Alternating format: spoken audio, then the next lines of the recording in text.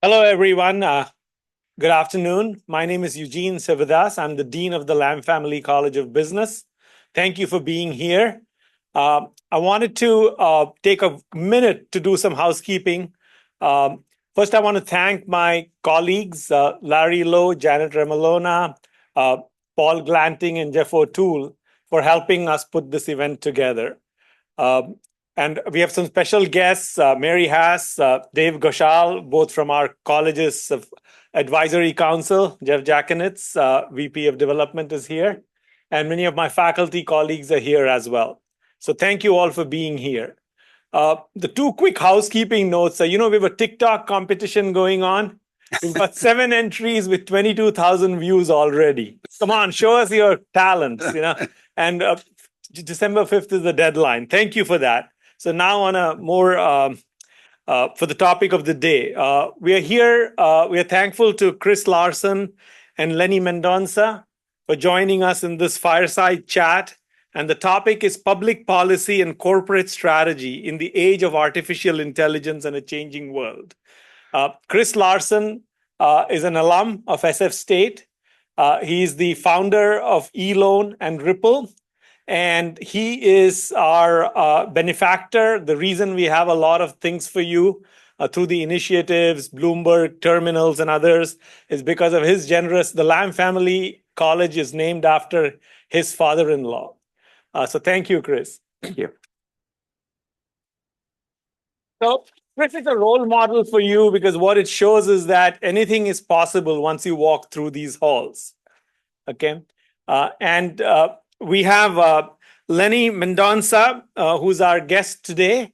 Lenny is also a quasi-Gator. His daughter, Allie, went to school here.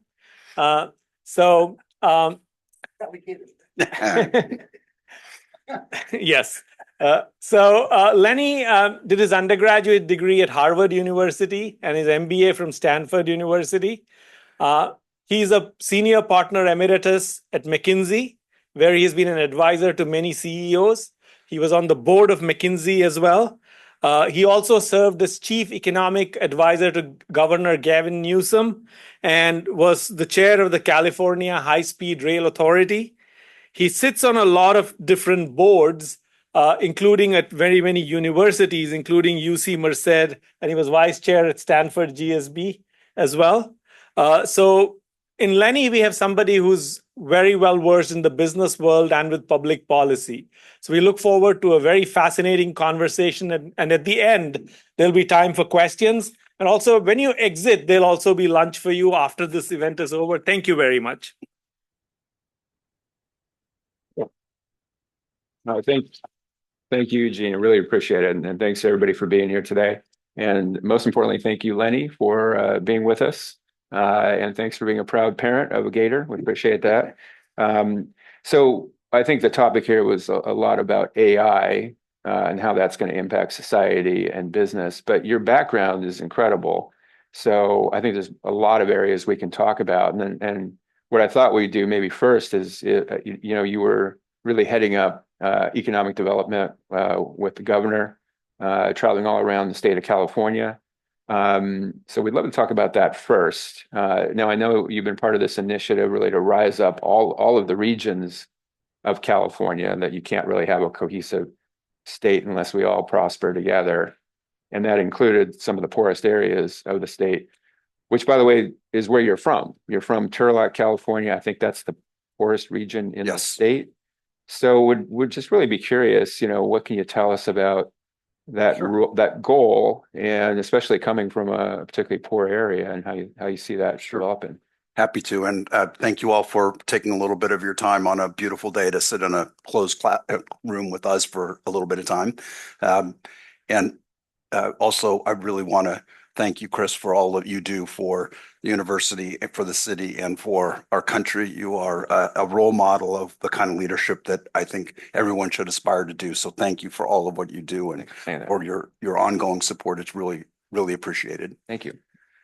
So I had worked with the governor since he was mayor, actually when he was in the Board of Supervisors, and I among other things, wrote his economic development plan when he was lieutenant governor. And so one of the things that we talked a lot about was California, even though it's the fifth largest economy, is made up of a number of very different regions with completely different economies. So where we're sitting right now, if it were an independent state, would be the richest state in the country. Where I grew up 100 miles away in Turlock in the Central Valley would be the poorest state in the country. And they're only 100 miles apart. Not quite, but almost commuting distance. And how can that be? And what do we do about it? And so when I agreed to join them, one of the things that we said as a priority was to really think about regional economic development differently. So together with Kate Gordon, who was the head of Office and Planning and Research, now the CEO of California Forward, we started something called Regions Rise Together, which was a listening tour to what now are the 13 defined regions across the state, to listen to them, not tell. It was literally a listening tour to understand what were they concerned about, and if they had the opportunity, what would they do to promote their economy. And so that eventually became something now that's called California Jobs First. It's about region-led from the bottom, prioritization of things that create high-quality jobs that are improving the economic mobility of the citizens in the region, and done in a way that embeds sustainability and understanding of climate from the beginning. And so there was a large amount of money, several $100 million set aside. They're in the beginning of that. So the first round of planning grants have gone out. The governor was in Fresno 2 weeks ago and Bakersfield last week talking about what their plans were. And it's really interesting and very different. In Turlock, Stanislaus County, the northern part of San Joaquin Valley, where there's a great CSU there as well, Stanislaus State.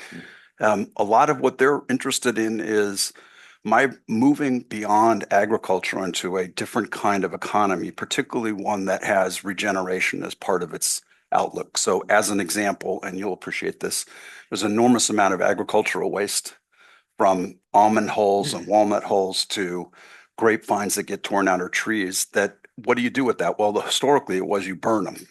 That's not a great idea. There's a lot of opportunity for thinking about that, how that can create energy, how it can do other things. And so that's a part of what they're doing. Well, I'm glad you brought that up. Maybe we can go down that rabbit hole a little bit. So I spend most of my time on climate change, and about 4 years ago, we decided through our philanthropy, we invested about 35 million into a new technology, which basically would turn solid municipal waste or agricultural waste, almond waste, into green hydrogen. And we're super excited about it. This is going to be great. It's 4 years into it. Nothing's built. The company that's behind it, just last week, is in the process of declaring bankruptcy. And what we learned from that is just so frustrating to try to build in California. If we had built it in Arkansas, it'd been done 3.5 years ago, or in Nevada. And I kind of wonder, this is what some people say, that California is ungovernable. And maybe I'd love to ask you, is it because we have these different economies? Like, from a climate person, high gas prices sound like a really good thing, like encourage you to buy EVs. But isn't that one of the reasons why in the Central Valley, you had a lot of people voting for Trump on this, because of that's right to their bottom line. Right? So I wonder if you could speak to that. And throwing one more thing in the mix on climate, sorry to go on here, but sometimes California, we brag about how we're great on climate, yet Texas now has 2.5 times more solar than California. Yeah. Really frustrating. So I'm wondering if you guys on that. First on the green hydrogen, this is the challenge of being an entrepreneur versus trying to scale things. You're right. It's a great opportunity, and California has too many barriers in enabling those things to scale.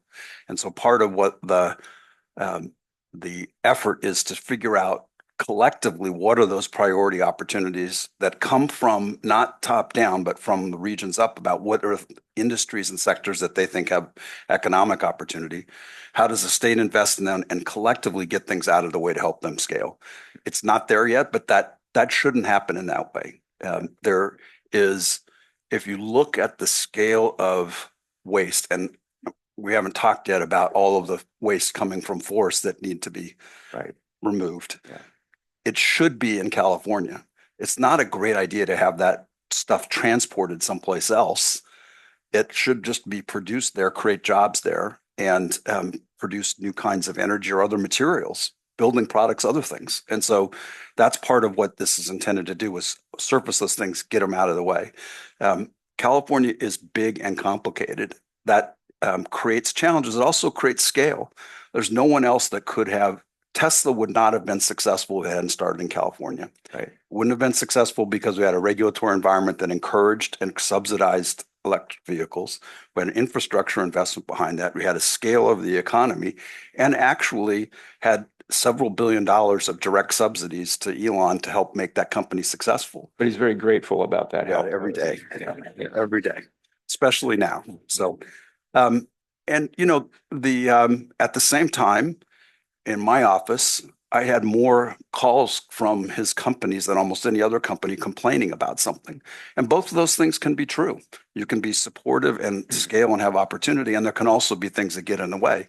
And so we finally went to visit the plant and said, okay, I'm tired of you just saying California's too hard to do business. Let's talk specifically about what the issue is. And the issue, it turns out, was a building permit in the county that they needed to be able to expand their operations. I'm like, well, if you'd have told me that, I might have been able to do something about that, as opposed to generalized senses if it's not very helpful. So that's what you're trying to do, is get to the specifics that can enable. Do you think that is just sort of bureaucracy, that is, people don't realize it's in the way, or is this actually a nasty political fight that we haven't had yet? No, I don't think. There are some things that are political fights that are not going to change. So California is not going to back off on its climate objectives.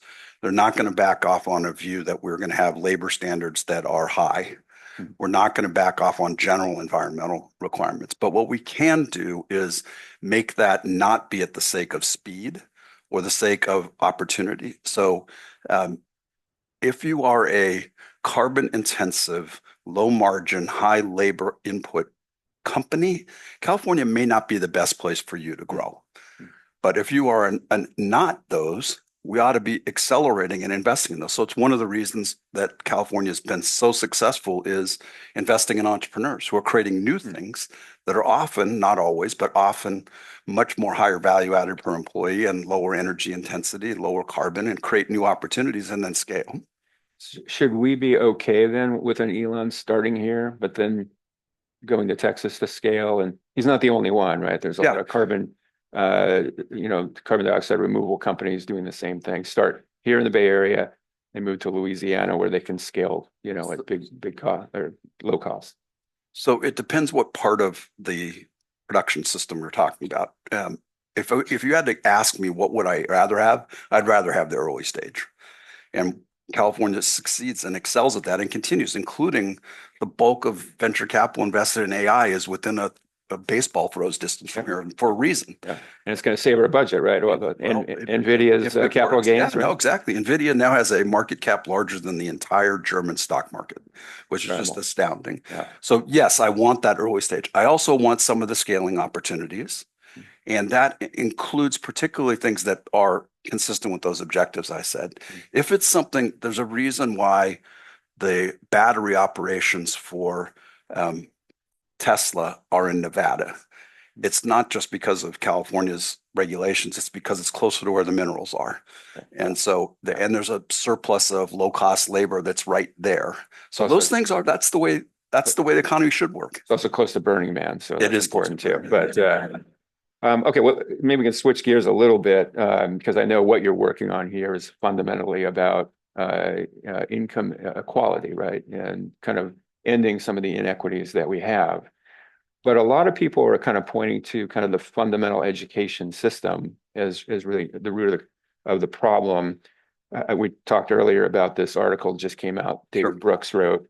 It's called How the Ivy League Broke America. Now, one thing I've learned is when you're SF State, always a good idea to throw shade on the Ivy League. So, but the points that he's making is that our meritocracy is not working, and that we have a system of education that overrates intelligence, and that success in school is not the same as success in life, and that basically the game is rigged towards the wealthy and has created a caste system in America, and that's provoked an intense political backlash. Yeah. And probably damaged the psyche of a lot of the American elites as well, right? So I think some of the ideas he threw out there are, value non-cognitive traits like curiosity, drive, social intelligence, agility. I wonder if you can comment about that, and where did we go wrong there, and what do we have to tear it all apart now and start over? So I love David Brooks. We've served on a board together. He's a friend. I love his writing. He's a great writer in addition to being very provocative. The article in the online version has how Ivy League broke America, which goes to tell you what what kind of reader they're trying to attract and the lens they're putting on it. So the broad-based statements about lack of economic mobility in the United States is because of an economic caste system driven by the Ivies and a few other institutions, including two of my alma maters, is way overstated. Right. It actually turns out that higher education, particularly institutions like San Francisco State, are the most important driver of economic mobility in the United States. The return to families who send their students to cost-effective universities, graduate, to not take out undue debt and get jobs is extraordinarily high.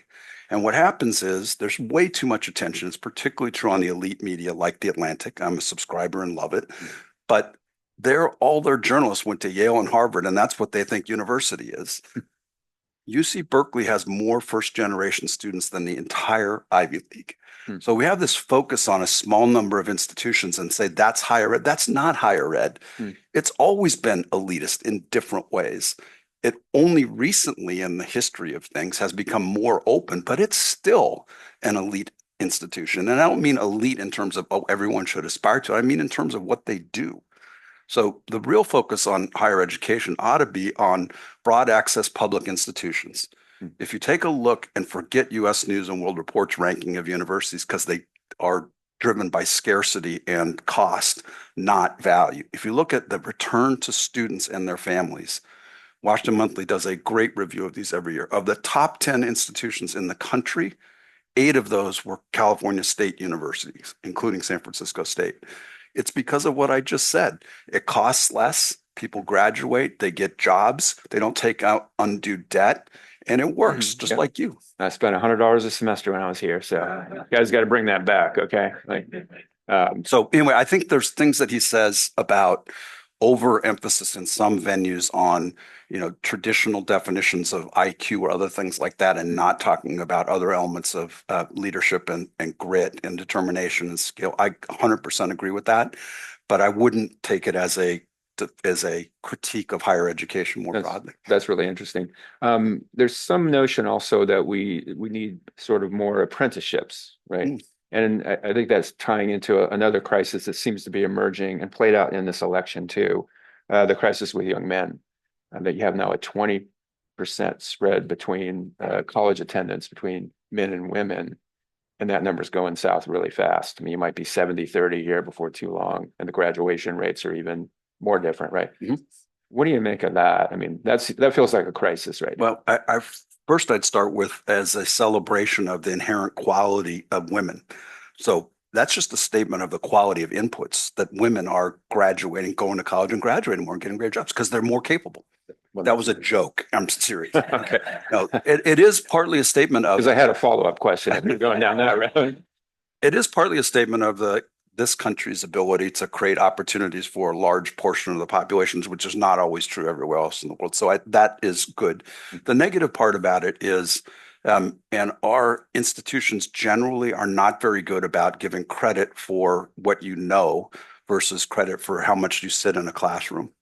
And the movement towards more competency-based education, the movement towards more ability to integrate learning on the job with learning in your classroom is a really good idea. There are, and I think not to get too far down this line now, but in a world in which work and jobs are going to change much more rapidly in the past, the idea that you did all your learning in your 20s and you earned for the rest of your life and never had to learn again is just not the way the world's going to work. And so an iteration of work, learn continuously through your life is more the way I think the world's going to be. And that's not the way most of our institutions are set up or designed today. And so that's part of what's got to change. So that's learning how to learn first and foremost. But is it also then chopping up degrees into what, 3-month increments, 3 months, go work, back 3 months? It Something could like be. that. I think it's more flexibility in that works for what you're trying to do. Hmm. So I sit on the board of Western Governors University, which is the largest university in the country, has 180,000 students, largest producer of teachers and nurses in the country. They do this in a way that you have to complete your degree, but they give you credit for what you know based on what you demonstrate.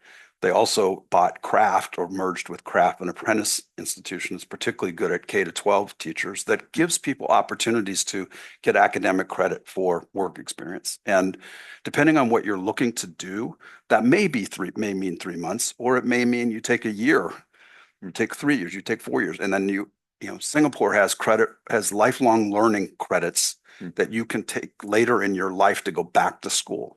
It's like, student loans, except it's a credit that you can use anytime in your life. I think that's a very good idea. That's a very customized kind Exactly. of education, probably helped by AI too then, right? Yeah, absolutely. Maybe switching gears a little bit. So we talk about philanthropy. You're on the board of the largest donor advised fund. That's Fidelity Charitable Trust. You're actually the chair. I wonder if you can talk about what you've learned there. What would you say about Americans being generous? Do we have to do much more of that? So I have been proud to serve on that board. It's not only the largest donor advised fund platform in the country, it's the largest grantor of philanthropy in the country. We don't make the decisions, the donors make the decisions. And what they have done is help make philanthropy easy, cheaper, and more impactful. And that's the mission. And so the easy and cheap part is I literally did all of my Giving Tuesday donations on my iPhone through Fidelity Charitable. And it gives me an annual accounting and it's really easy. But in addition, I want to help people ensure that their giving is high impact as possible. And there's a lot more work to be done there. So ensuring that there's better understanding of what are the needs, what are the outcomes that those are being delivered, how do you know that? There's a lot of great institutions that people just don't know about. How do you create more visibility around those? I think is an important opportunity. And then the last thing, Americans are charitable. Part of that is the tax code in the United States is different than some other places, but in the last economic cycle, where 2 years ago we had a bad market outcomes across the board, as you know, charitable giving went up, not down. What happens is people understand the needs and they give through that cycle. On a year like this year, where all the markets are up, contributions into donor advised funds will be up dramatically and grants will be up. But what we're really looking at is how do you get more granting for impact? That is a criticism of DAFs, right? Donor advised funds, right? That money goes in, you get a tax deduction, but it's slow to go out. Should we be changing the rules there to force more of it out? So the reality is that the average distribution from national donor advised funds is 4 or 5 times what a foundation is. So 20 to 25% a year goes out. So if what you want to do is say you have to act like a foundation, that's going to become a floor, not a ceiling. Okay. And so, a ceiling, not a floor. What you want to do is encourage people to give, and you want to encourage them to give when they can and get it out as fast as possible. And that's what the institutions are designed to do. You guys taking crypto in that fund? Yes. Okay, very good. Yes, and the largest donations of crypto ever. Good. Glad to hear that. Well, let's talk about. Not all. Okay. They have to be liquid. Very good. Let's talk about your board service record, right? It's been prolific, right? How many boards have you been on? I've lost count, but probably 15 to 20. That's incredible. That's a lot of hard work. I wonder if maybe you could talk about what that's meant to you. Should other people be doing more of that and serving? And how did they get started doing that? So I'm a big fan of board service. I think they play a really important role in governance, nonprofit and for-profit companies, public and private. Well-governed companies perform better. Well-governed nonprofits deliver better impact.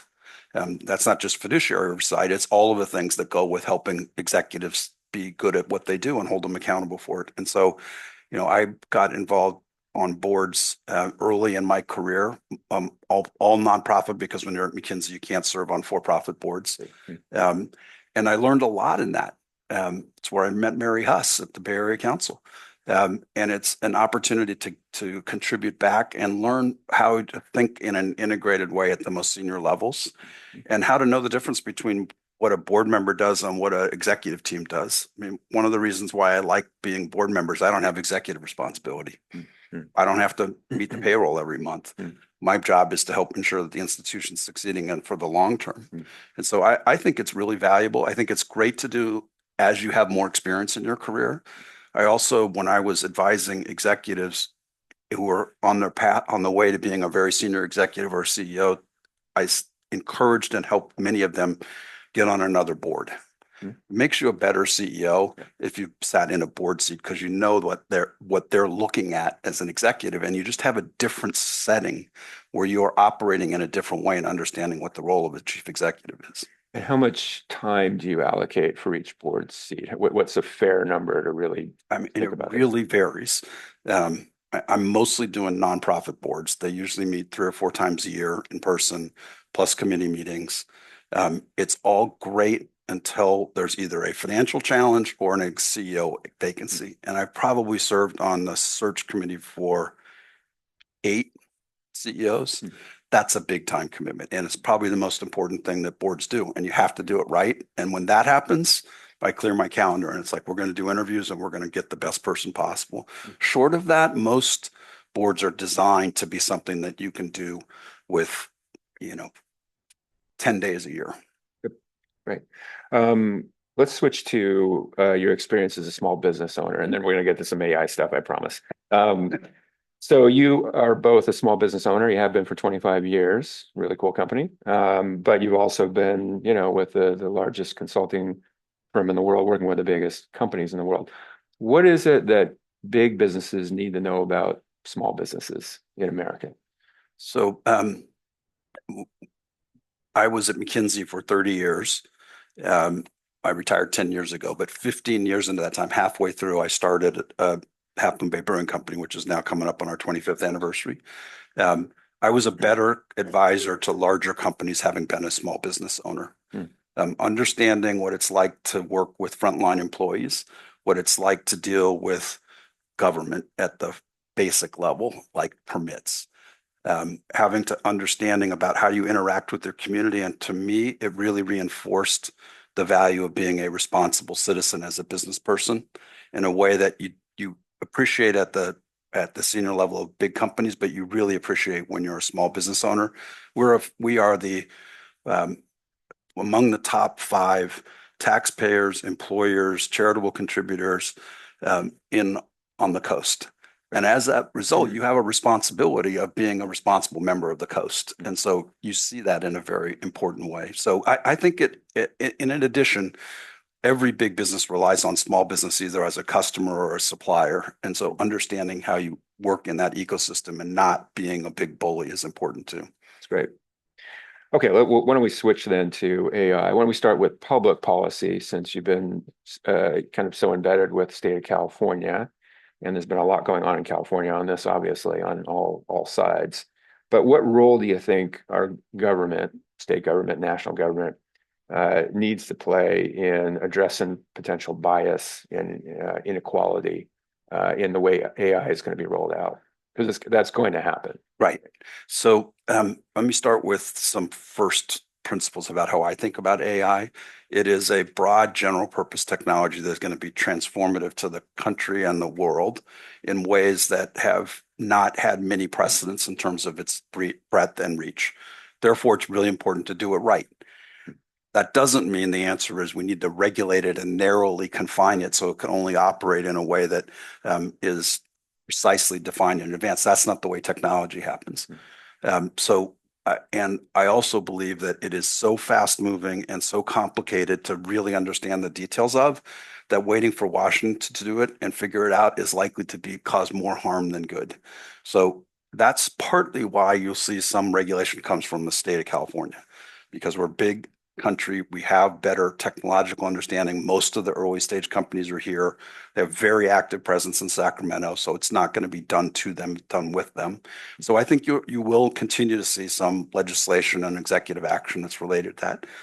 I think the president's executive order on AI was a very thoughtful one. and it wasn't heavy-handed. It had a lot of input from experts in a way that both created some guardrails and expectations, but also encouraged the government to use AI. Let me ask you a question. How many of you in this room use ChatGPT or some other AI tools as part of your work or school?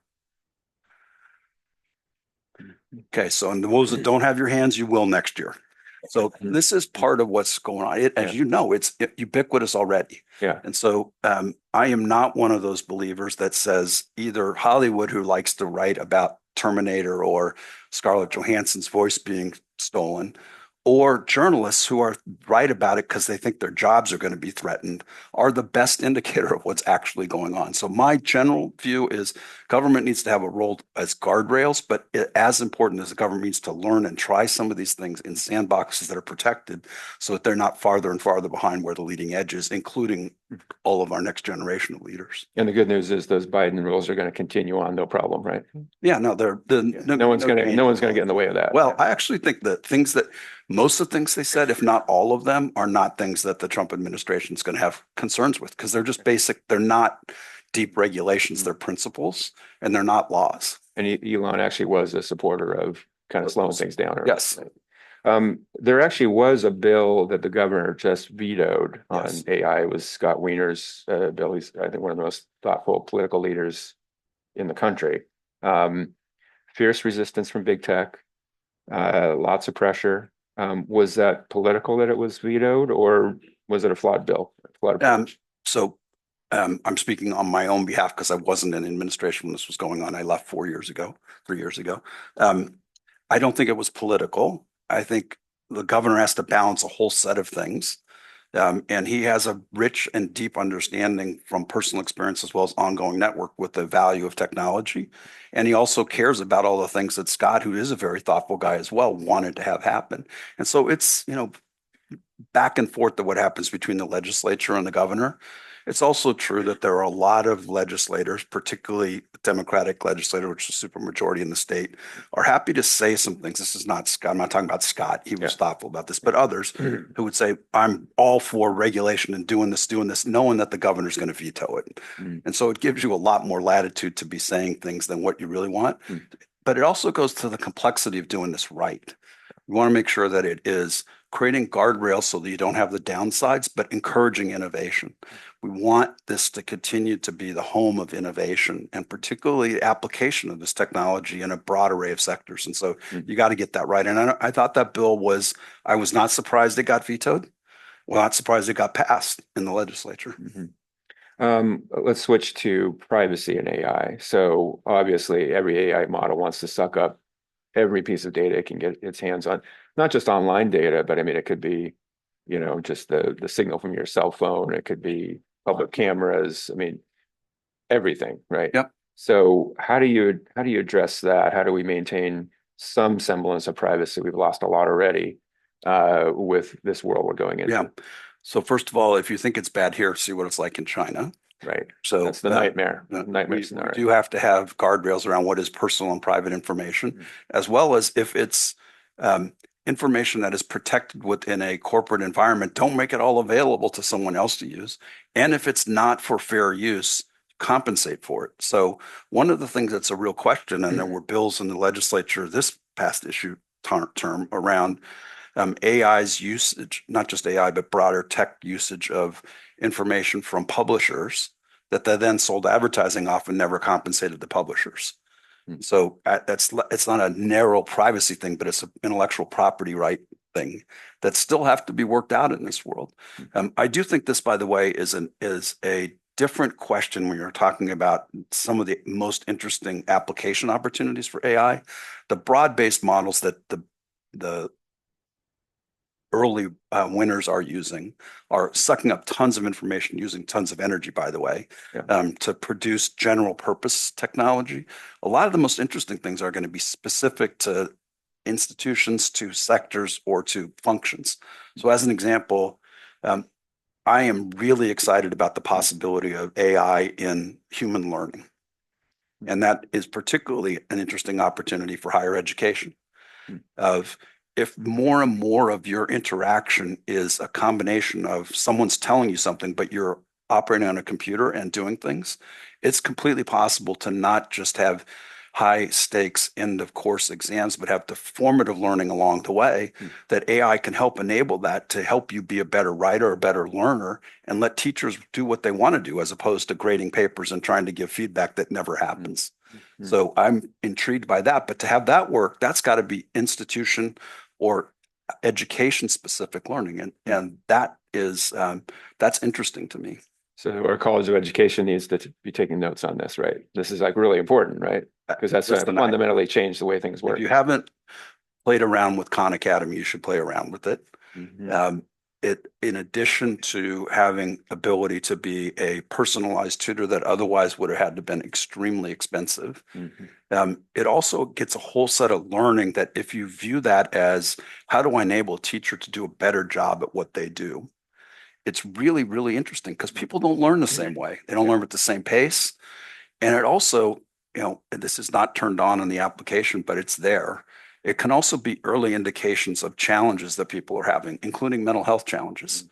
You can, by the way someone interacts with their work, have some early indicators or their stressors or things that we should intervene on. And that would be very, very helpful if done properly. It's not helpful if that information is sold to somebody to go sell something else to you, but as a private matter to say, we're going to have early warnings and help people who are having challenges. Most people drop out of school not because of academics, they drop out because of life.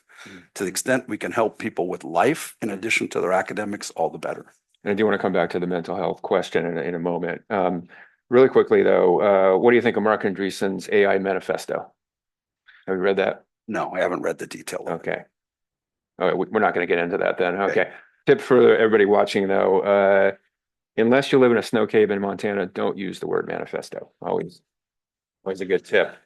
All right, why don't we switch to corporate strategy and AI? So what industries do you think are going to be changed the most? You talked about education, but what else do you see out there that's, from your McKinsey hat? Sure. So as I said in the beginning, I think it is a broad application technology. It's like saying, how's the internet going to affect businesses? So it will affect every business. It's actually going to affect functions more than businesses, and it's going to impact everybody's job. So I don't think of AI as being one that's going to destroy this industry. It's not like, Facebook and Google changed the advertising industry because of their technology that decimated a large portion of print media. It's not the same thing. It's going to affect 25% of everybody's job, which is good news and bad news. The good news is it's not going to wipe out large swaths of jobs or sectors. What it is going to do is require that everybody understands it, learns it, and gets better at what they do as a result of it. So I think what's more likely to happen is functions within jobs are going to change. You're already seeing some of it. So we may not see as much need for court stenographers or paralegals or entry-level data analysts or first draft graphic designers or people who do the first cut of an advertising pitch, because that can be generated much more efficiently and effectively that way. But that means that if you're a lawyer, you can do high value added work, not just be doing paralegal research on what other cases that happen. Yeah, I agree with you. I don't think it's wiping out jobs. I think we've seen technology in the past where you thought that was going to happen, and actually jobs are booming, right? So and good news for everybody here, I think. I think 100%. Furthermore, we don't like to think about this, but we actually are in a demographic moment in this country and in the world where, especially with advances in medicine that will partly be AI enabled, we're going to have people living longer. We're going to need more productivity so that people can have more output with fewer workers. And so we need it. And done properly, it really will enable people to do what they really like to do. How many teachers do you know that actually love writing exams, grading them, reading 100 papers and trying to give feedback to people? They don't do it because it's not as much fun as actually interacting with students and enable them to learn and be better. I have this argument with my journalist friends. I also own a newspaper, which is a crappy business, by the way. In Half Moon Bay? In Half Moon Bay. I own it as a public service, not as an investment. But all my journalist friends, I tell them, if you're not using AI and ChatGPT before you sit down and write something, you're crazy. The hardest thing to do is sit at a blank screen and write something. and you really don't actually like doing all that background research and seeing everything else that's written on it, it'll take you 15 seconds to ask ChatGPT that question and give you 1,000 words. Do that before you sit down and start writing something. And don't be afraid of it. They're not doing primary research. They're not interviewing people. They're not creating broad-based trends and insights out of it. Use it.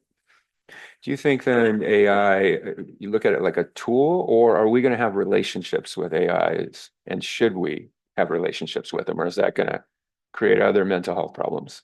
So I think it's not going to substitute for human interaction. It can complement it in a way that's really valuable. So I don't want to go all the way down the mental health vein just yet, but customer service interactions, which are partly human and partly automated, can be much better with AI. I don't know about you, but I don't like actually having to press 37 buttons when I want to talk to somebody and they have to go through all of those, or I have to prove who I am every time when I'm on the phone. That is completely knowable technology today to be able, when I call, they know who I am, my voice recognized, they know my patterns, and they can get right to the question. So that's AI help enabling a human. It's not replacing it. Yeah, makes sense. Maybe just some quick comments on AI and its impact on things like international relations. There's a lot of people trying to use AI for climate change. I'm skeptical on that, but what are your thoughts on things like that? So I am sensitive to, but not as worried about the impact of AI on U.S. Military and international concerns. We have the largest budget by far, and if we're going to have a place where there's going to be money spent to figure out what it means, it's going to be there. It doesn't mean they don't need to be paying attention to it, and they are. I do think it's going to have an issue as it relates to supply chains, movements of activity that will have international implications. I do think it can be utilized in some areas in climate change. So as a very simple example, when I was in the governor's office just 5 years ago, we had a budget request or potential budget request to put monitors in fire sensitive forests. We're $50,000 a monitor because they had everything in the monitor. Now that's basically, you can put a cell phone anyplace, anywhere, get better data connected to the internet, and have early warning systems, which is part of why our forest fires haven't been as destructive. So that's a good application of early sensing on things. That's great. Okay, well, maybe we can switch gears then. Sure. Why don't we talk about mental health? Sure. Because I thought you did something very heroic. This was right after COVID, and you were working, I think, with the governor's office. And you actually announced publicly that you were having a mental health crisis and you needed help. And the way you described it was, this should be no different than a broken arm, right? It's just another organ, our brains. But there is a stigma there. And I think you were trying to relate that there shouldn't be a stigma there. And Right. now I think, what is it, 1 in 3 Americans really have mental health issues, which is staggering. I wonder if you can comment on that experience, what you've learned, and why do we have such a high rate now? What's changed? Sure. So on my personal circumstance, I didn't come out in the beginning and said this had happened to me. I had a gradually deteriorating concerns and issues with anxiety and depression. And what happened was my family and friends intervened and said, you're either going to voluntarily admit yourself, or we're going to involuntarily admit you to the hospital. And they did that. And so I told the governor and chief of staff, they sent out a note on Friday that said I had resigned to spend more time with my family. And I didn't tell anybody at the time because I wasn't in any position to be able to explain what was going on. After treatment, which I got completely healthy again, I decided to write something at the encouragement of my daughters and my wife to say what had happened. And I've written several hundred opinion pieces in my life. That piece got more response than anything else I've ever written by an order of magnitude.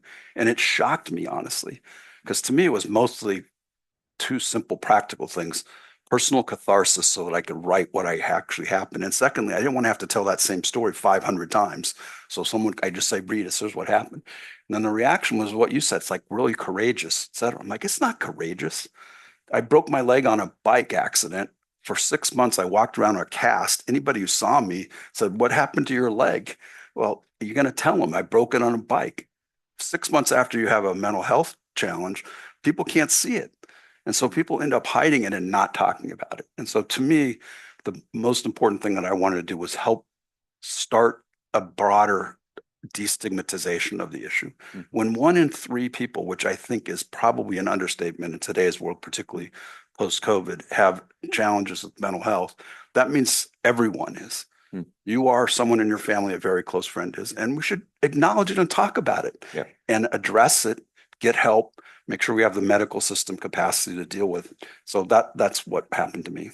And so I do want to ask a specific question about psychedelics. There's a lot of new research, which we're backing, saying that psychedelics might be a medicine that allows your brain to be rewired and different than SSRIs, which is a big industry. Any thoughts on that? Yeah.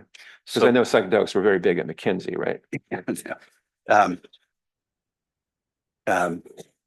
So the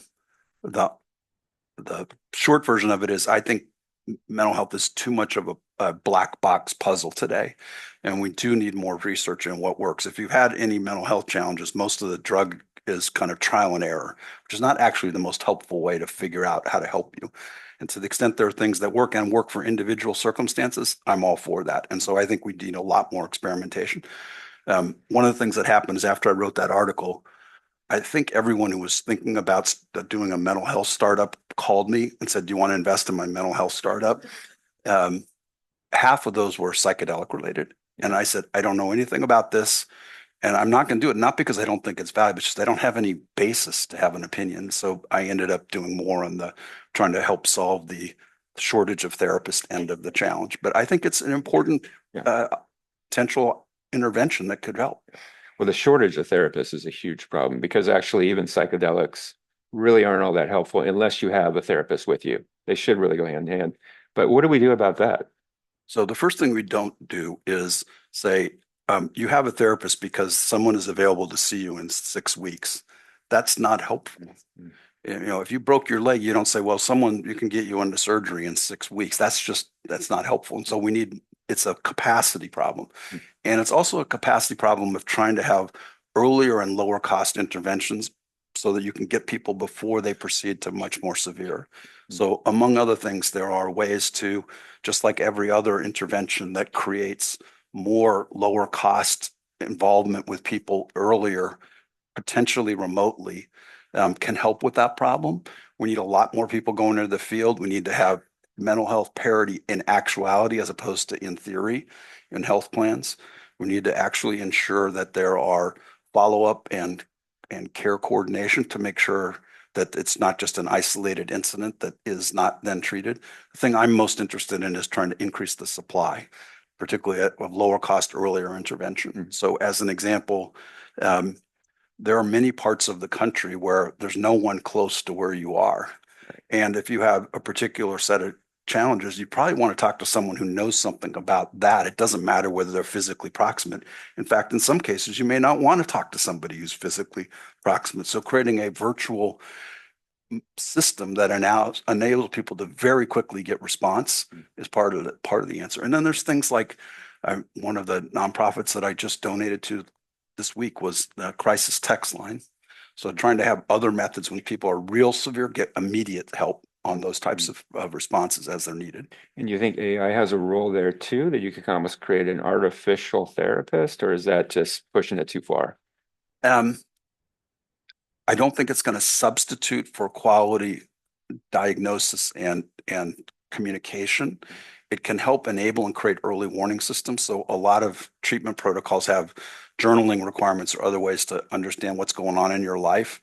If there's a way to do that that's less burden on the subject and is more automated, I think that's valuable.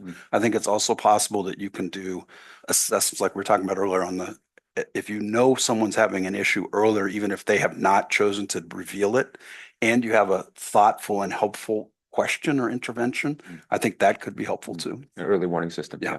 Eugene, how are we doing on time, by the way? Doing good. After 10 minutes, we can take questions. Okay, great. Why don't we go to a different area, kind of again related to inequality, kind of institutional fairness. So the New York Times recently had an article. It was about the University of Michigan, which I guess has one of the largest DEI programs in the country, where they spent like $250 million 250 staff members working on it. But New York Times was very critical because they're saying all that money spent, all that staff, and the end result was effectively, for example, no change in the percentage of Black students and more students feeling less included. And of course, now this has been fodder for the political season we just went through, and it benefited the other side. So what went wrong there, and what do we have to do on that front? Because it seems like the objective is right. Something went off on the tactics. So, say from the beginning, I don't know anything about what happened at the University of Michigan, so it'd be malpractice for me to comment on the specifics. But I think a couple of things. The underlying aspirations of ensuring that our higher education institutions are open, accessible, and people can be successful in that institution and graduate in a reasonable time frame is absolutely fundamental, and particularly more important to students from historically disadvantaged backgrounds, first generation, others who don't have that full support system historically around them. And so that as an aspiration needs to be there and should be there. And there's a lot of work to be done because we're not really as good at it as we need to be. But I will ask you, if you went to the institutions that David Brooks was criticizing and asked them, how much of the presidents of the university's evaluation is based on student outcomes, particularly student outcomes from disadvantaged institutions? I'll bet they will tell you almost zero. I don't know University of Michigan, but I bet that president spends a lot more time with donors to the football program than they do trying to understand the economic success and cost for students. If you want outcomes, you should measure those outcomes and evaluate and pay people on those outcomes. Much of and this is not true for San Francisco State, it's generally not true for most of our public institutions, except for some of the big SEC football powerhouses.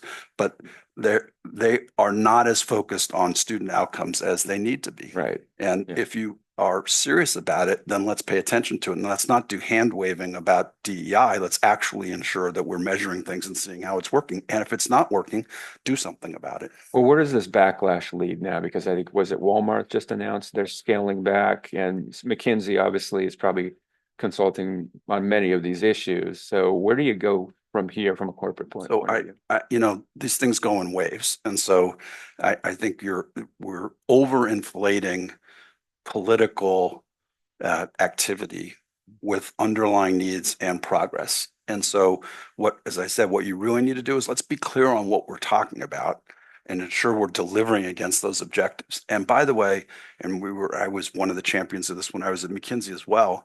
A lot of these things are actually really sensible and easy to explain business imperatives.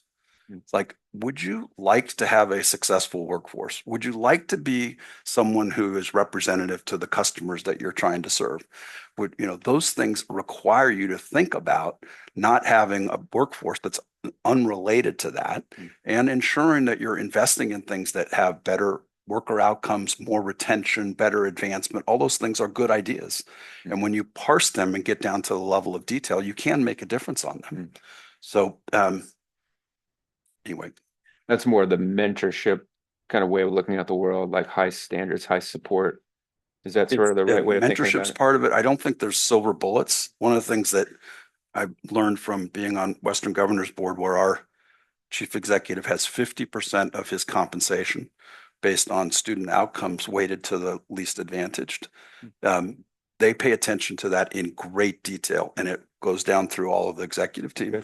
And it's micro interventions every day that make a bigger difference. There's no silver bullet, but if you said, I'm actually really going to focus on how do I ensure that every student succeeds, you design a system that's different than saying, more than half you aren't going to make it, so that's your problem.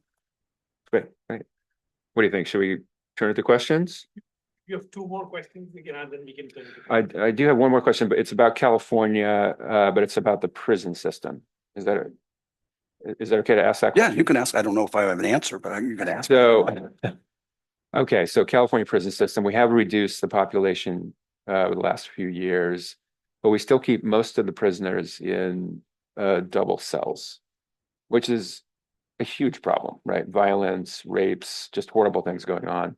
Why don't we, sort of closing prisons, why don't we go to a single cell model? It's what Brooke Jenkins is really passionate about. And why aren't we measuring the number of violent attacks in prisons? I think last I saw some stat from California showed like 200 rapes in California prisons. Obviously, that's total BS. And I've heard that if somebody's murdered in prison, it doesn't, like in Marin County and San Quentin, it doesn't go on Marin County stats. Talk about measuring stuff. How are we going to stop that kind of violence if we don't even measure it? I don't think we are. I mean, we need to have a thoughtful, fact-based discussion about our criminal justice system all the way through so that we aren't subject to some of what happens in massive swings in public opinion and popular voting behavior based on misconceptions about what's actually going on. And if it's real, we need to address it. If it's not real, then we shouldn't be saying it's the case. And I suspect, because they're very untransparent, that the actual activity that go on in prisons and even in our jails are worse than we think. Much worse. And we need to create transparency and clarity on that. And this is the prison guard union will block that kind of transparency. Well, they don't actually run the organization. They have an important political voice, but that's what appointing high quality leaders who are trying to make something happen can make a difference. And by the way, you also need public support for those kinds of things. I'm on the board of another institution called Measures for Justice. You would be shocked. You wouldn't be shocked, but many people would be shocked around the country how bad our criminal justice information is. The organization started because the founder was doing some work in Alabama and for a domestic abuse victim. And she went in and tried to understand what was going on. And the woman told, well, we're not going to prosecute the case. And so she said, okay, let me look at what the data. She got the data, and it turned out that that prosecutor had not brought forward a domestic abuse case in that county in a decade. Wow. And that should not happen. There's no way that kind of information shouldn't be known. And it's on that side. It's also true on the other side. Every time you dig into criminal justice data, you see things that we need to fix. And part of that is because prosecutors don't get headlines for going after things like that. Nope. Yeah. Fascinating. Anything else we should have asked or? No, listen, one thing, I mean, we spent some time on AI, but one of the things that I just want to put a pin on is something you said about implications for students. The fact that you all raised your hand and said, most of you, and you are doing something that's understanding AI, I think is really important and valuable.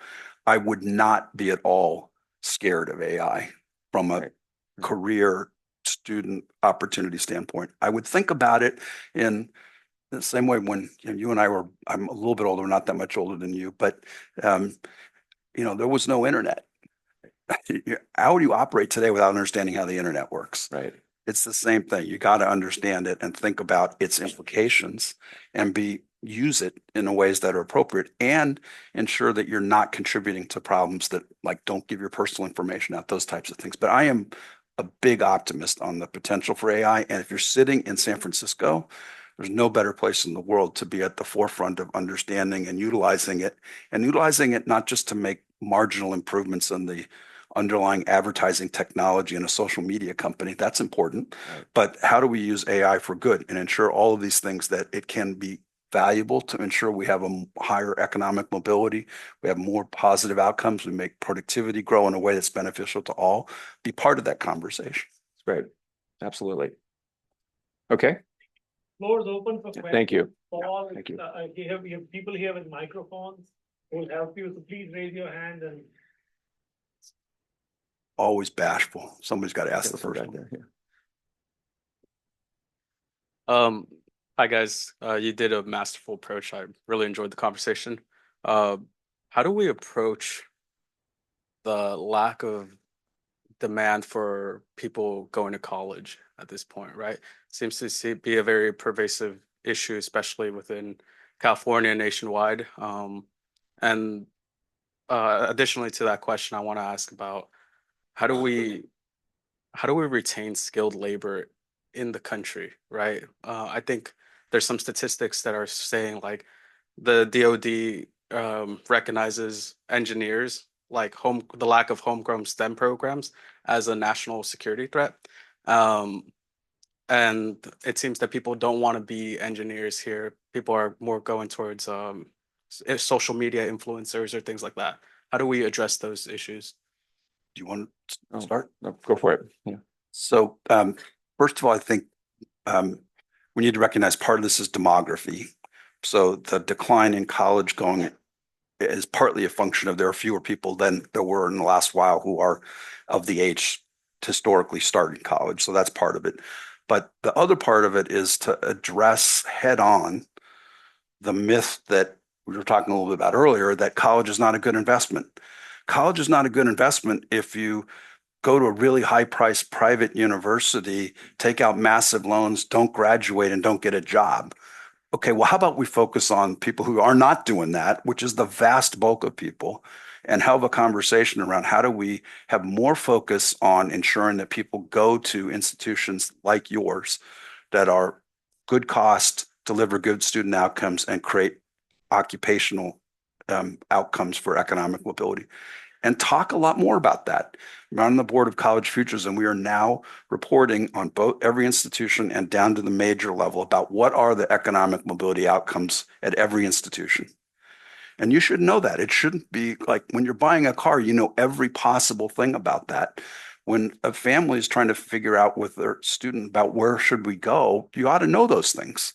And we ought to be holding more accountability for delivering on them. But most importantly, I think we cannot succumb to the myth that higher education is not a good investment. It is a great investment. There are a few that are better, but we need to do it in ways that help people not overpay or not graduate in things that don't create good opportunities. And part of that can help address your second question as well, is some of that has to do with understanding the labor market outcomes after you graduate. And so the more we have better information, which is all there, it's just integrating it to say, what are those places and why is it a good idea to invest in that? I think that we'll see some of those better outcomes. Now, I'm going to say one last thing that's counter to what I just said. We measure all this at Western Governors. You know what the lowest economic mobility return program is in our institution? Teaching. And that's not because it's not a great return or it's any more expensive. It's because teachers don't get paid enough. So we need to keep that other part of the conversation going as well. It's true for many more public-facing occupations like teaching and nursing. Part of the reason we don't have as much nurses and teachers that we do is because we don't pay them enough. That's right. Good.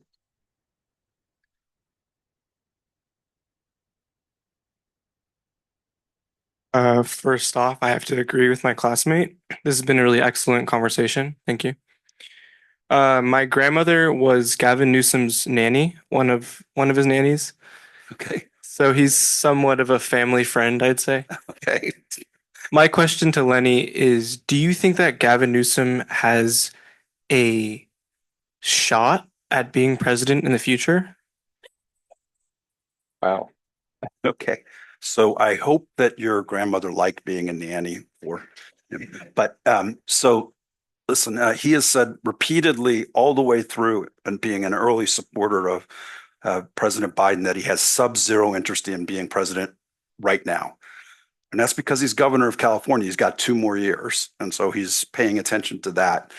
He also has a important set of roles that he has to do and has the opportunity to do as the governor of California to be vocal on a national stage, which creates visibility for things afterwards.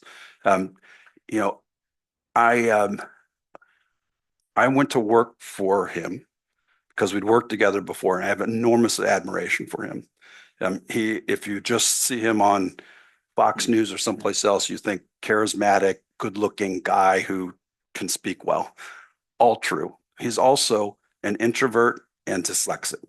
And he taught himself to do all those things as part of his own maturing to be what he wanted to be. And he's got almost a photographic memory for facts. And he is a geek. And so when you work with him, he's like, this is like my ideal person. He's asking me every number. And if I tell him a different number next time than I told him last time, he's going to know. So I got to pay attention. And he's really bold and aspirational. So all those things, I think he'd be terrific. Whether this country's ready for a San Francisco president, we'll see. Some of that has to be how he positions himself in the next 2 years and the 2 years after that. There are important things that some of the things we were talking about earlier around ensuring that the poorer parts of the state advance economically are things that are really good things to do for the state of California, which is why he cared about them. But they're also good things to do if you want to talk to the population in many parts of the country who's like frustrated with their lack of economic mobility. So do I think he's listen, on any list right now, he's in the handful of people that are going to be on the designation. 4 years from now is a long time from now. Ask me in 2 years, I'll give you a better answer. Yeah. Thank you. So I'm an accounting student, and obviously AI, we're using it, we're going to be using it, and in other majors as well, like finance and decision sciences, data analytics. Where should the onus be on bringing ethics in? So we're learning business ethics for AI. Should we start doing that here while we're learning? Should it be maybe our state society like House CPA, or businesses can do that, and I'd say the government, but they're always reactive instead of proactive in these things. So where do you think we should start doing that so we can make ethical decisions and not harm people? Do you want? Well, I was an accounting major here, so that's how I started. Accounting is awesome. It's the language of business. So I've drawn on that experience, since graduating from here. And yeah, the ethics part is, that's fundamental to the principles of being, in accounting. So I don't think anything changes with AI. It's just another tool in that way. Bad things can happen with any number of tools, right? So I think as long as you're staying to the core of why you're in, why is that an important function in organizations? It's critically important. Never been more important. So yeah, I feel pretty good.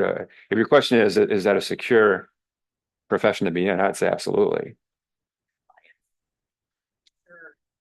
There's no bias in there that we're unaware of. From a corporate perspective, or like numbers can be reported incorrectly, that sort of thing, or Say and we do this or that, and they're asking the accountants to bring data and say, this is what we found, we should be doing that. Well, you never put away, your personal judgment. And AI is not making judgments for you. It's just assisting you. No different than your dashboard in your car. And I think particularly the larger accounting firms, it's one I see more of in my various board roles, are getting much better at doing auditing for those types of questions. And it's something that you really should do. It's like anything else. If you have bad quality information going in that's biased or incomplete, you're going to have bad outcomes as a result of that data. And so ensuring that all that is part of the process, I think, is important. More fundamentally, though, I think if we are trying to regulate ethics, we miss the boat. This needs to be part of fundamentally how all of our children from when they're little are learning and thinking about, so I think that's the best professions have that fundamentally built into their standards as principles. They don't always adhere to it. And when they don't, there should be severe consequences, but that's a safeguard for something that's much more fundamental about teaching and thinking about ethics from a very early age.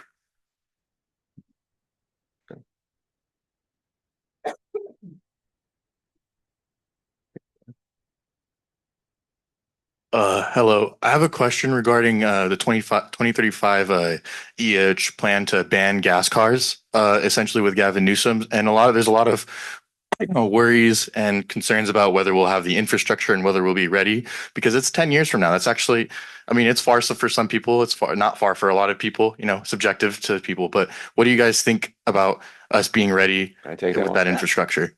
That is never going to happen. It is never, ever going to happen. It will be undone well before it gets there. And the reason isn't because it's anti-climate. My belief, you're going to have lots of IC cars for a long time. Those cars last a long time. The idea that you're going to replace 1 billion of them around the world, it actually doesn't make much sense. And you can easily have liquid solar energy, right? There's a lot of companies now, we've invested in a bunch, that are sucking carbon dioxide out of the air, using solar panels to split water. And you're basically making gasoline drilled from the air. And that could go right into an IC car. And the cost on that will be competitive. So, and when you think about the grid, there's no way the grid is going to handle all the energy needs. But maybe it doesn't have to, right? I mean, sometimes they say like a gasoline tanker. I mean, I know sometimes Californians don't like that idea of this, but a gasoline tanker going down the freeway carrying a lot more energy than some of those wires. So you're going to have a mix of things. And by the way, if it's liquid solar, it can be DC solar. You don't need inverters, and then you could put it in the middle of nowhere. So yeah, that's going to be a big part of the equation. And then you can sell all of those used ICs to the developing world, internal combustion engines. Yeah, that works. That's how I believe this will go. So, couple things. One, when you're thinking about broad societal change, that's quite a ways out. If you're not going to deeply detailed regulate it, what you do is you set targets, and then you have the system work to try and get there from here. That's what that is. And so if you didn't have a really aspirational target, we wouldn't be doing all the investing in things that we're doing, like the infrastructure that we need to invest in any case, whether that's electric infrastructure, or I think this is going to be complemented by, particularly for trucks are going to be on hydrogen or other types of fuel before they're going to be at electric. We need that infrastructure as well. We're going to need more electric infrastructure because we have an enormous amount of other things that are drawing down energy as well, and it's not always produced where it's consumed. So all those things are important. I think it's also part of how you encourage the investment that's necessary in new technologies that have been very beneficial to California. We talked about Tesla as one example, but that's not the only one. California help start the movement to energy efficient appliances by setting standards. So that's part of how you get there from here. What you have to do is be thoughtful about along the way to see, are you going to get there? And if not, either how do you adjust the standard, or how do you think about different investments that can allow you to get there in different ways? And I think those conversations are starting to happen. I'm not a big fan of taking our internal combustion engines off the road in California and sending them to another part of the world. That doesn't make the world much more carbon efficient. I'd rather see them melted down and used for something else, or not produced in the first place. But we got to be thoughtful about how we get there. The last thing I'd say is it's hard to project 10 years out on technologies and costs that are changing dramatically. So if you look at almost all the components of a car, that the costs in electric vehicles come down dramatically because of battery technology and other things that are important to put into that equation around what's going to be cost effective. But what we're not going to do is force people to buy a really expensive thing that they can't drive. That's just not going to happen. Politically won't happen. Right here in the front. Okay, we can hear you, but perspective on how to leverage technology, more specifically AI, to contribute to solutions of economic mobility? great question. Did everybody hear it okay? Did she get the microphone in time? So I think this is partly a policy question and partly a innovation question. So I think one of the policy dilemmas that AI presents is, how do you create guardrails to ensure that that question is actually asked? And that includes helping ensure that the investment that is done from public spending goes into arenas that help make that happen. So as an example, the government is a major source of funding for basic research. AI needs to be part of that question and ensure that when you're asking that question, how is it done to have broad application so that it benefits particularly those least advantaged? We also have to have workforce strategies and policies that deal with an environment where we're likely to have much shorter careers in an individual job and a lot more need for lifelong learning, like I was talking about earlier. So that's part of the policy response. The innovation response to me is really as interesting and more interesting for a place like where we are.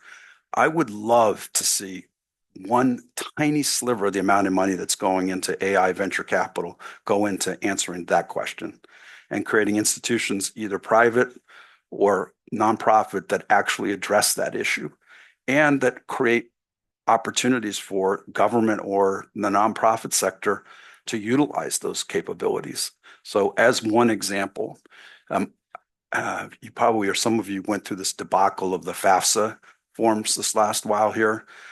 Take that as an early step into actually something that's a very good idea. The fact that you have to fill out a form that's that long and with information that the government already has on you as opposed to getting it pre-populated is absurd. Not only should you be able to file your taxes that way for most people, but when you file your taxes based on information that they have that they sent you, and you have that back to them, they ought to tell you, here's all the other benefits that you're eligible for and automatically enroll you in unless you opt out of them. That would help a lot. There's an enormous amount of publicly available benefits that people don't avail themselves of because it's complicated to get them. That's a problem that could be solved. It's not a technology problem, honestly. It's a will problem to get from here to there. So that's an example. So I think a lot, if I had to, you got to be one choice, would it be doing more policy things or doing more innovation things? I'd do more innovation things. I want a bunch of people who are as talented as you all are saying, I'm going to solve that problem. That's good. Yeah. Oh, yeah, over there. Yes, so I have a couple questions. You're from Turlock. I'm from Tulare. Ah, there you go. So first question is, my experience, these communities are like hard to talk to. Don't want to like divulge what they actually need.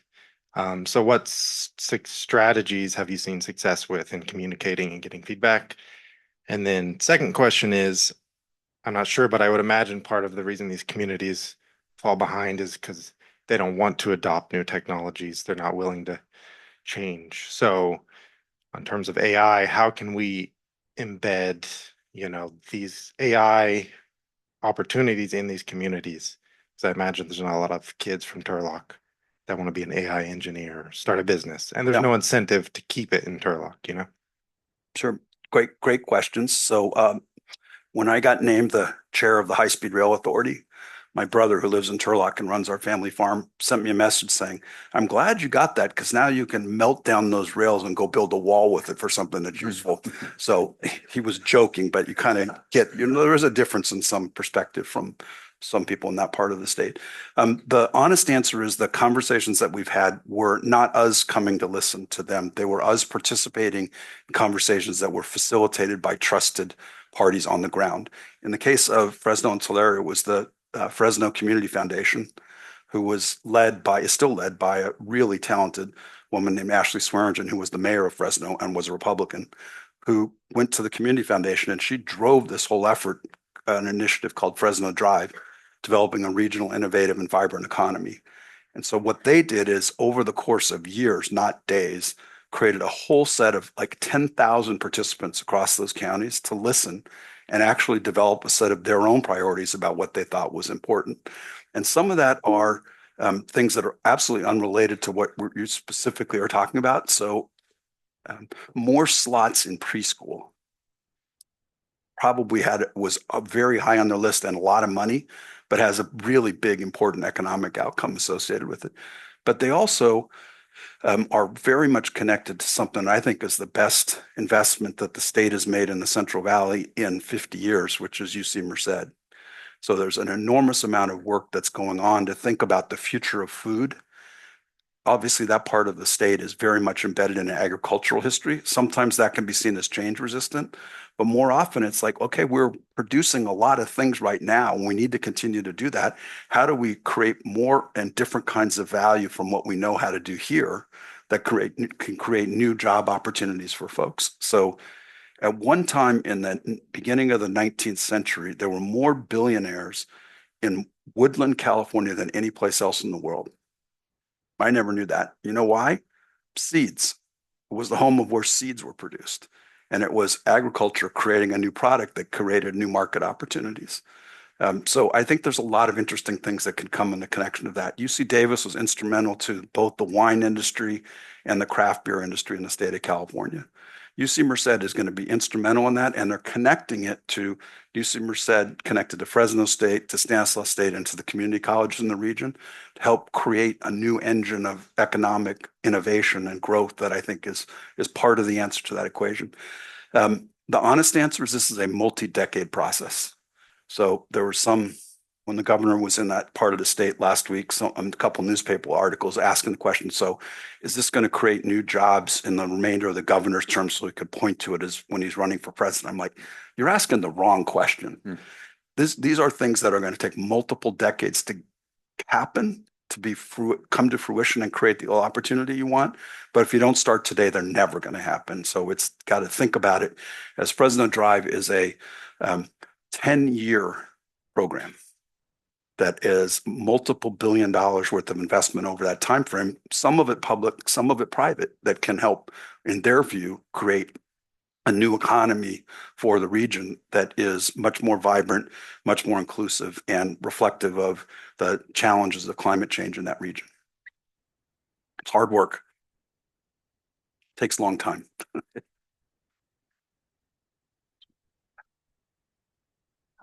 Hi. So my question is, in your perspective, what does the future hold for the AI and healthcare in the sector? What does the future hold for AI and healthcare? Yes. Okay. Do you want to start with that? Oh, no, all yours. Yeah. So I think it has really, really important implications on both ends of the healthcare system and in between. The part that people haven't talked as much about yet, but will soon, is the application of AI to the research end of the healthcare system.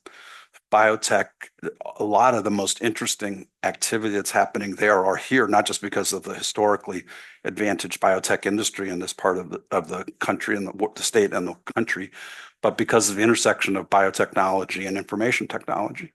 Put AI into that, and I think there's some really interesting opportunities to advance our research agenda that will create new molecules, new tools that can help create better health outcomes. So that's one end of it. I think the other end of it is as interesting around how do we ensure that we've got both a more effective, lower cost, and more equitable system for delivering healthcare in this country.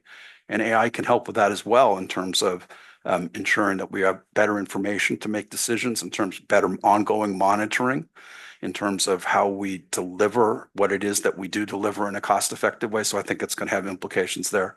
And then in between the whole process of payment and delivery and all of that, first of all, if it's not already, it will aggressively be applied to trying to reduce fraud.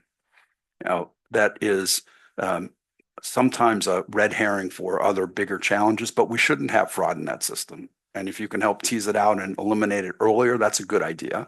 If we can also help bring better information to some of those decisions so that people can ensure that they have the right kind of coverage for what their needs are, that's useful too. So I think it is a big deal. The last thing I'd say is, as we were talking about earlier, with all those advances, even if we don't have them, we're going to have an aging population and a need for a much more vibrant care economy.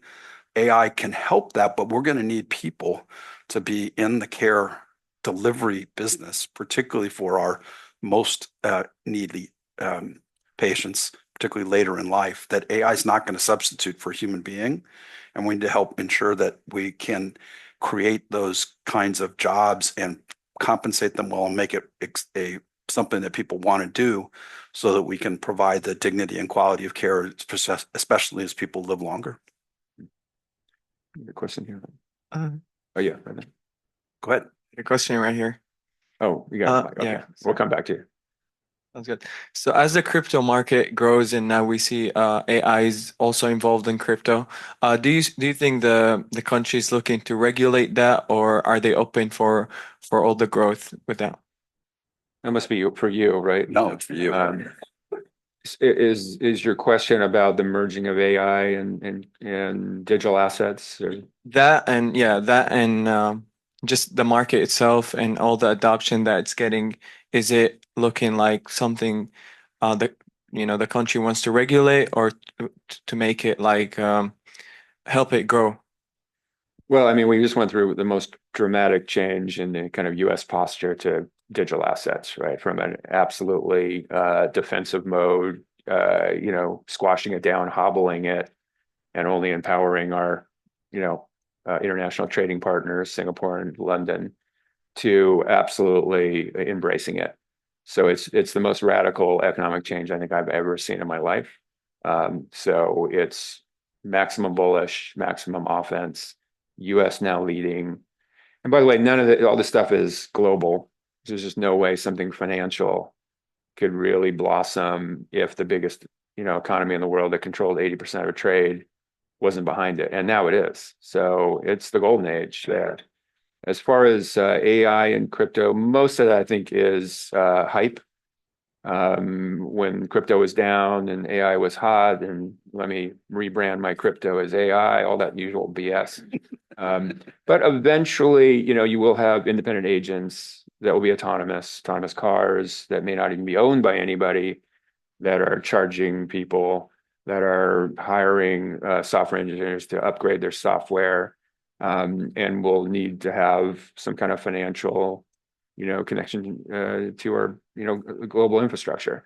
So in that way, probably digital assets are a really good fit for autonomous agents and AIs, and there'll eventually be trillions of them. Is that 5 years, 10 years, 20 years? Who knows? So eventually, I think that will be a very important sector, and we should be thinking about it now. Be very skeptical when people describe it, right now as something, that you need to get involved with. That helps. Just add a couple of things. As Chris said, the current administration in Washington has been a pretty thoughtful and partner-like respondent in terms of how you think about this industry. The next administration is going to be even more hands-off. And Wait, hang on a second. Can we rewind the tape there a little bit? What was about the current administration? The current administration has been more helpful than expected in terms of digital assets. Yes. Oh my God. Okay, we're going to have a discussion offline about that. So. You didn't see what the alternatives were. So this is about creating a regulatory environment in light of deep skepticism from other participants in the value of it. And so have they done everything the crypto industry would want? Absolutely not. My point was, this next administration is going to be even more inclined to be helpful. And so we'll see some value until and if there is a big blow up someplace. And when that happens, then all bets are off. So that's how often regulation happens, not in thoughtful, in advance responses. It happens in reaction, often overstated to something that was a problem. And so that's how practically things happen. I'll probably have to agree to disagree on that one. So this administration, the Biden folks, who was a centrist, but for whatever reason, he made a political deal with the far left, Elizabeth Warren, who empowered Gary Gensler and also the heads of the FDIC and OCC, the banking regulators, to crush the industry for no particular reason other than it was politically expedient for Elizabeth Warren. What was the outcome of that? Did it protect consumers? No, it empowered FTX in the Bahamas to rip off Americans. And why was FTX growing? Because US government crushed Coinbase and opened up a door. Did it create jobs? No, they all went to Singapore and London. San Francisco was the crypto capital of the world, and it is not anymore. So you lost jobs. Did it create jobs in Ohio? No, it didn't. That's why Sherrod Brown lost. Anyway, I could go on, but it was a absolute disaster, and it cost them politically. And the new administration, yeah, it's animal spirits for sure. Will it go too far? I hope not. We're going to have to be thoughtful, but America is on top now, and we are going to kick ass. And this is a good thing. Sorry. Let's go. We're all bullish. Thank you. One last question. Thank you. So when I look out in this room, I see a lot of innovators and future entrepreneurs, and I assume all of us are here because we're interested in maybe pursuing AI as part of that. And so what kind of recommendations as far as pathways for future entrepreneurs and innovators in AI would you recommend, especially if their AI idea is something that is going to really challenge institutions? You want to start? I would say there's nothing different about an AI business than any other entrepreneur endeavor. And I would say the most important thing for everybody here is take risks. I think students, they overestimate their kind of risk profile. It's okay if you fail. It's okay if you fail 2, 3, 4. It doesn't matter. You're young. You can bounce back. I'm too old to fail anymore. Okay, but I'd say go for it. Right. I mean, especially in Silicon Valley, that's why this place is so great. If you fail with grace and with honor, that's a plus. Now, a lot of places in the world, that's not true. So go for it. That's why this place leads on innovation. The other thing I would say is always have a partner, a co-founder, but do not have two co-founders. Okay, that does not work. Two people is better than one, and yeah, go for it.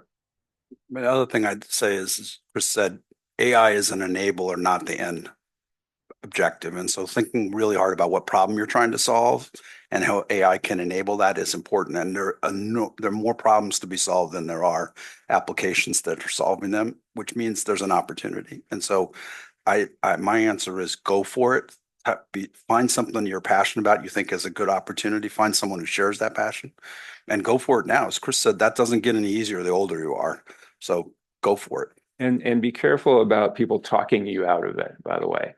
So there is a weird, the weird beginning where you may not really have a product market fit, but you sort of just know, you sort of feel it. And that's when people that you respect try to talk you out of it. And there is some kind of reality suspension that I think all these startups go through. And then eventually you do need to get that product market fit, bring in the experts if you can't, you're not wired that way. I'm not wired that way. I brought in a CEO when we got to that point.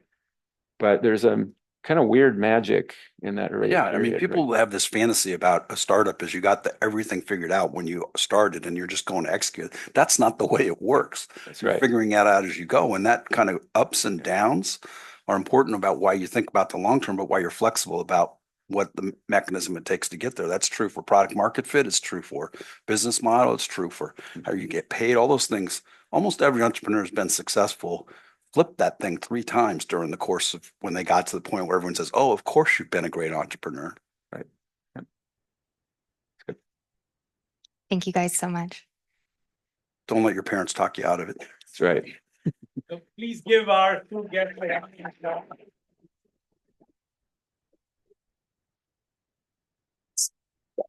Thank you all for being here. We do have some food at the back for you, so please eat it because there's no AI to eat it up. So thank you, thank you very much.